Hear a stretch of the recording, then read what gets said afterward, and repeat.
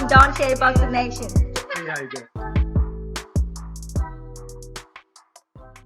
And you said something else that makes a lot of sense. Who is talking to the Turk about boxing?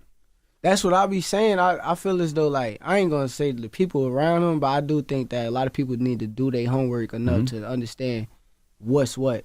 And once they understand it, just like with this card, they got me the co-main event under Edgar. And you know, Edgar, my homie, I ain't gonna say nothing bad about him, but I'm the biggest star on the card. Yeah. I'm the guy that's like people want to see. I'm in the biggest fight. I got the best resume. Like, I ain't even gonna say resume because they try to trash it, but I'm the most accomplished too. So just to put me on like his undercard, it really don't make no sense. I didn't even look at the card. I just assumed that was the main event. That's what I'm saying. I didn't know he was on the undercard. Yeah, but I heard that it's kind of like what's happening in Times Square. They like all main events. Okay, you know what I mean? Like kind of co-main or main. But like, even if they was main event, take me out that card.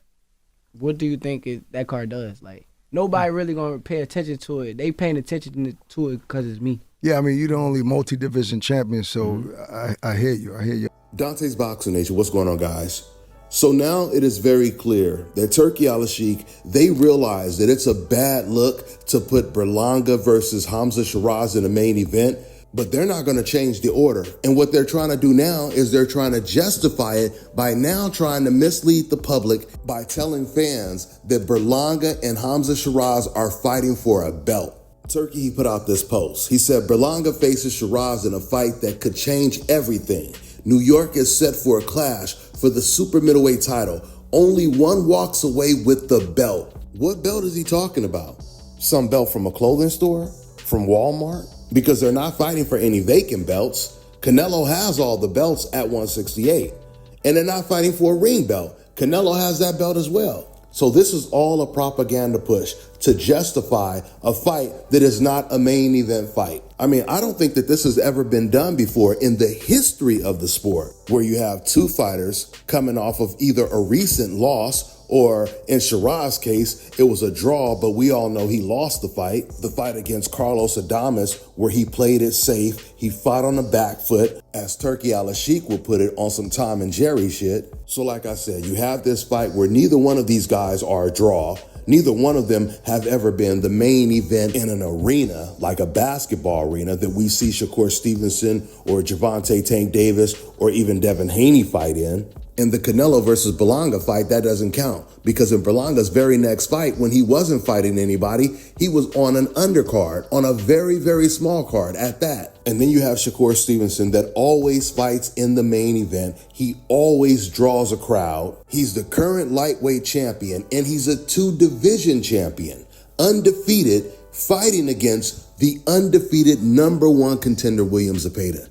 Never have we seen a scenario like that where a fight like that would be the co-main event on the undercard and the lesser fight would be the main event. I mean, outside of a Jake Paul card, we have never seen anything like this before. Even when it comes to the entertainment factor, outside of Berlanga possibly getting knocked out or knocked down a couple times, this fight is not going to be as entertaining or as interesting as a Shakur Stevenson versus William Zepeda fight. And notice, I only talk about Berlanga getting knocked down because Sheeraz, he's way too defensive. I don't think he's really going to get hurt or knocked down in this fight. Now, Sheeraz is a very good boxer. He's a very accurate puncher. He's really tall, and he knows how to use his range. But when he was fighting against Carlos Adames, the more aggressive Adames got, the more passive Sheeraz got. You could tell he started to lose some of his confidence in that fight, because as that fight progressed, Sheeraz got a little bit more reluctant to let his hands go. Now, in the Shakur Stevenson fight, Shakur has an opponent who is tailor-made for Shakur to look his best in the ring. He's fighting against a Mexican who doesn't have the best defense, is flat-footed, one-dimensional. He comes right at you. So that means William Zepeda, he's going to be getting hit, and he's going to be hitting Shakur every once in a while. The question is, how often is he going to be able to hit Shakur? Because Shakur is going to be standing right in front of him the entire night. Now, sure, Shakur, he's going to be using angles. He's going to be stepping out of distance so he doesn't get caught with anything stupid. But when you're fighting against a guy this flat-footed, there's really no reason to just be moving around the ring frantically. So when it comes to the entertainment factor, there is a very good chance that the Shakur Stevenson fight is going to have way more punches landed than the Sheeraz versus Berlanga fight. And according to these non-black fans, that's what you guys claim you like to see, right? You like to see fighters get hit. Well, William Zepeda, he's going to most likely be getting hit a lot. But at the same time, what makes that fight more interesting is William does have power, and because he is a volume puncher, he might be able to slip something in and land a good punch on Shakur. He might be able to make things a little difficult for Shakur. It's a possibility, and that's where the intrigue comes in. Listen, guys, the reality is the reason why they really don't want to put Shakur Stevenson in the main event is because they know or they feel that Shakur, he's going to win the fight. And there's a possibility he can win big. There's even a possibility that he could stop William Zepeda. And the ring, they know that this is a possibility, so they're saying to themselves, well, hey, if we can't beat him, at least we can offend him by putting him on the undercard. Because there's really no such thing as a co-main event. You are either the main event or you're not. With that being said, I'm gonna wrap this video up. That's all I got for now, guys. I'm on to the next one. Opportunity to actually take on one of these main guys and be able to, get a title shot. If you could pick one of them to fight next, who would you pick? Si pudieras elegir a uno de todos ellos para pelear después de esto, ¿quién sería?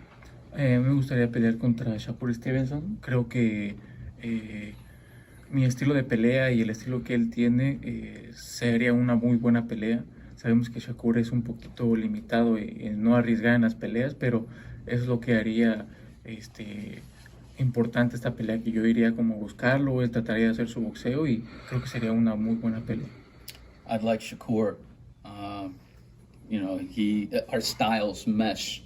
He's the type of fighter that really doesn't put himself in danger in his fights, but it would be the type of fight where I'm gonna go after him and he would box and do his thing, but I think it would be a very entertaining fight. Yeah.